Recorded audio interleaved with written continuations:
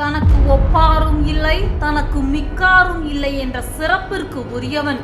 2000 ஆண்டுகளுக்கு முன்பு மின்சாரமும் இல்லை, பழுதூக்கும் இயந்திரங்களும் இல்லை, தொழில்நுட்பங்களும் இல்லை. ஆனாலும் இவன் கட்டினான் கல்லணையை. 5 முடிசூடி 53 அளவில் கஞ்சி காவேரி கரை கண்டு தஞ்சையிலே 83 அளவும் இன்றிருந்தேதான் விண்புக்கான் தன்புகார் வேந்தன் என 2000 ஆண்டுகளுக்கு முந்தைய சங்க இலக்கியங்கள் இம்மன்னனை சிறப்பித்து கூறுகிறது. ஆண்டுகள் பல போயினும் 2000 ஆண்டுகளாயினும் வரலாறு இவன் பெயரை மீண்டும் மீண்டும் சொல்லிக்கொண்டே இருக்கிறது. ஆம், இவன் எதிரிகளுக்கே காலனாய் விளங்கிய கரிகாலன். எதிரிகள் சூழ்ந்த ஒரு தேசத்தில் தனது அத்தனை சூழ்ச்சிகளையும் முறியடித்து மா வீரனாய் முடிசூடிய மாமன்னன் கரிகாலனின் வரலாற்றை தெரிந்து கொள்ளலாம். தமிழ் மண்ணின் சொந்தங்களுக்கு தமிழ் மண்ணின் மகள் தீப்தியின் இனிய வணக்கங்கள். இந்த வீடியோவை ஸ்கிப் பண்ணாம ஃபுல்லா பாருங்க. ஃபர்ஸ்ட் டைம் நீங்க நம்ம சேனலை பாக்குறீங்க அப்படின்னா மறக்காம சப்ஸ்கிரைப் பண்ணி இதே போல இன்னும் நிறைய அப்டேட்ஸ்க்கு தொடர்ந்து இணைஞ்சிருங்க. கரிகாலன் சங்க காலத்தில் தென்னிந்தியா மட்டுமல்ல, வட இந்திய மன்னர்களும் அஞ்சி நடுங்கி நமது மண்ணில் கால் வைக்காமல் பின்தங்கியதற்கு இந்த மன்னனே காரணம். சங்க இலக்கியங்கள் பலவும் பல்வேறு மன்னர்களையும் புகழ்ந்து பாடல்கள் பாடியிருக்கிறது. ஆனால் சிலப்பதிகாரம், பெருநராற்றுப்படை, பட்டினப்பாலை, கலிங்கத்து பரணி, பெரிய புராணம் என பல சங்க இலக்கியங்களும் இந்த மன்னன் ஒருவனின் புகழை மட்டுமே பாடுகிறது. பின்னாளில் சோழ பேரரசு ஒரு பெரும் சாம்ராஜ்யத்தை கட்டமைத்ததற்கும் மிகச்சிறந்த நிர்வாக அமைப்பை ஏற்படுத்தியதற்கும் நீர் மேலாண்மையில் சிறந்து விளங்கியதற்கும் இந்த மாவீரன் கரிகாலனே முன்னோடி. கரிகாலன் திருச்சிக்கு அருகே உள்ள உறையூரை தலைநகராக கொண்டு ஆட்சி செய்த ஒரு சங்ககால மன்னன். திருமாவளவன் பெருவளத்தான் என்ற இயற்பெயர் கொண்ட கரிகாலன் காஞ்சி முதல் காவிரி வரை சோழ சாம்ராஜ்யம் விரிவடைய காரணமாக இருந்தவன். சங்ககால சோழ மன்னர்களில் கரிகாலன் அளவிற்கு ஒப்பற்ற அரசன் யாரும் இல்லை என்ற சிறப்பை பெற்றவன். கரிகாலன் அழகான போருக்குரிய தேரினை பெற்றிருந்த இளஞ்சை சென்னியின் மகனாவார். கரிகாலன் என்பதற்கு கருகிய காலை உடையவன் என்பது பொருள். கரிகாலனின் பிறப்பு மன்னனாக முடிசூடியது காவிரிக்கு கரை கண்டது என அனைத்துமே திரைப்படத்தை மிஞ்சும் அளவிற்கு ஆச்சரியங்கள் நிறைந்தது. கரிகாலன் பிறப்பிலேயே அரியணைக்கு உரியவனாக இருந்தும் கரிகாலனின் தந்தை இளஞ்சை சென்னி போர்க்களத்தில் பகைவர்களின் சூழ்ச்சியால் மாண்டுவிட நிறைமாத கர்ப்பிணியான கரிகாலனின் தாயோ வயிற்றில் இருக்கும் சிசுவை காப்பாற்றுவதற்காக பகைவர்களின் தாக்குதலில் இருந்து தப்பித்து நாட்டை விட்டு வெளியேறினார். பகைவர்கள் கரிகாலனின் நாட்டை கைப்பற்றுகிறார்கள். கரிகாலனின் தாயோ கரிகாலனின் தாய் மாமனான பிடர்த்தலையாரின் பாதுகாப்பில் சில காலம் மறைவாக வாழ்ந்து வந்தார். மன்னன் இல்லாத சோழ நாட்டில் பெரும் அரசியல் குழப்பம் நீடித்தது. இச்சூழலில்தான் சோழர் பரம்பரைக்கு விசுவாசமாக இருந்த சிற்றரசர்கள் ஒன்று சேர்ந்து கருவூரில் இருந்த சோழ இளவல் கரிகாச்சோழனை நாட்டை ஆளக்கூட்டி வந்தனர். இதனை அறிந்த கரிகாச்சோழனின் அரசியல் எதிரிகள் அவரை கைது செய்து சிறையில் அடைக்கிறார்கள். கரிகாலன் சிறையில் அடைக்கப்பட்டிருந்தாலும் நாளுக்கு நாள் மக்களின் மத்தியில் அவரின் செல்வாக்கு பெருகிக் கொண்டே இருந்தது. இதனால் கரிகாலனை கொலை செய்வதற்காக அவரது அரசியல் எதிரிகள் அவர் அடைத்து வைக்கப்பட்டிருந்த சிறைச்சாலைக்கு தீ வைக்கிறார்கள். இதில் இருந்து தப்பிச் செல்லும் போது கரிகாலனின் கால்கள் கருகின. இதன் காரணம் கொண்டும் இவர் கரிகாலன் என அழைக்கப்பட்டார். சிறையில் இருந்து தப்பித்த கரிகாச்சோழன் தனது தாய் மாமனான பிடர்த்தலையாரின் உதவியோடு பெரும் படை திரட்டி போர்க்களத்தில் எதிரிகளை அழித்து சோழ அரியாசனத்தில் மன்னனாக வெற்றி வாகை சூடினார். சில ஆராய்ச்சியாளர்கள் கரிகாலன் என்ற பெயர் வந்ததற்கு வேறு சில காரணங்களையும் கூறுகிறார்கள். கரி என்றால் யானை, காலன் என்றால் யமன். போர்க்களத்தில் எதிரிகளுக்கு காலனாக விளங்கியவன் என்பதால் கரிகாலன் என்ற சிறப்பு பெயர் ஏற்பட்டதாகவும் கூறுகிறார்கள். கரிகாலன் மன்னனாக முடிசூடிய பிறகு நடைபெற்ற முதல் போர் வெண்ணிப்போர். இப்போரே கரிகாலனை ஒரு மிகச்சிறந்த மன்னனாக அடையாளம் காட்டியது.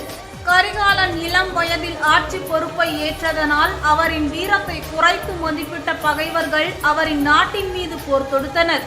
சோழ ஆட்சியினை கரிகாலன் நிலைவர செய்ததும் முடிவுரை மூவேந்தருக்கு தலைவனாக விளங்குமாறு செய்ததற்கும் இந்த வெண்ணிப்போரே காரணம். இந்த வெண்ணிப்போரில் கிடைத்த வெற்றியின் மூலமே கரிகாலன் தனக்கு எதிராக அமைக்கப்பட்டிருந்த ஒரு பெரும் கூட்டணியை முறியடித்தார்.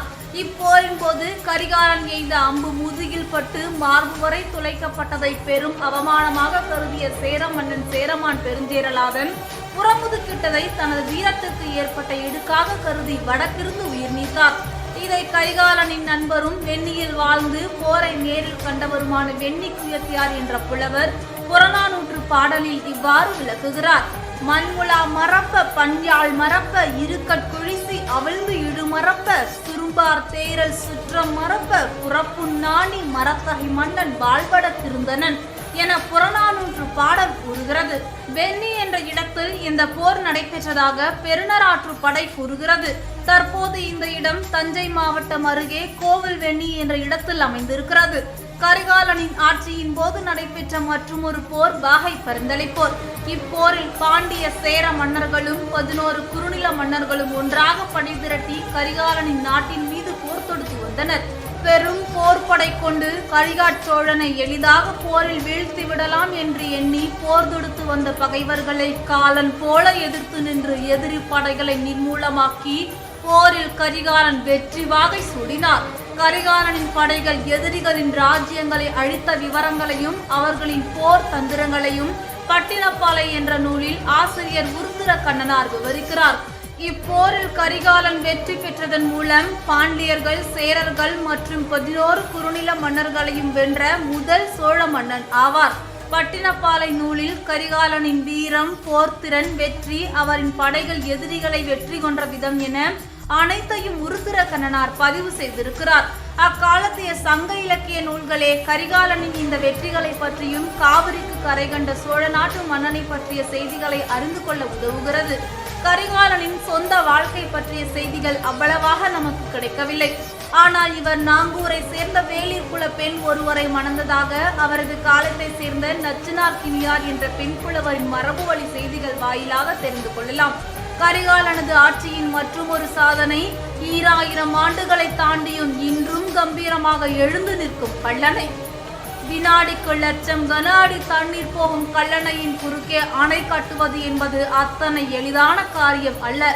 இயற்கையையும் பாழ்படுத்தாமல் தண்ணீரையும் வீணாக்காமல் தடுத்து நிறுத்தி கல்லணையின் குறுக்கே தடுப்பணை கட்ட வேண்டும். தொழில்நுட்பங்கள் ஏதுமற்ற ஒரு காலத்தில் காவிரியின் குறுக்கே அணையை கட்டி உலகின் நீர் மேலாண்மைக்கு இன்று வரை எடுத்துக்காட்டாக இருப்பவன். பின்னாளில் சோழ நாடு நீர் மேலாண்மையில் சிறந்து விளங்கியதற்கு கரிகாலனின் இந்த நீர் மேலாண்மையே முன்னோடி. தஞ்சையில் கல்லணை கட்டப்படுவதற்கு முன்பு வரை அதிக மழை பொழிவினால் பயிர்கள் நீரில் மூழ்கி போவதோடு நீரும் வீணாக கடலில் கலக்கும். சில ஆண்டுகளில் பருவமழை பொய்த்ததால் நீர் வற்றி போகும். இதனால் விவசாயம் பாதிக்கப்படும்.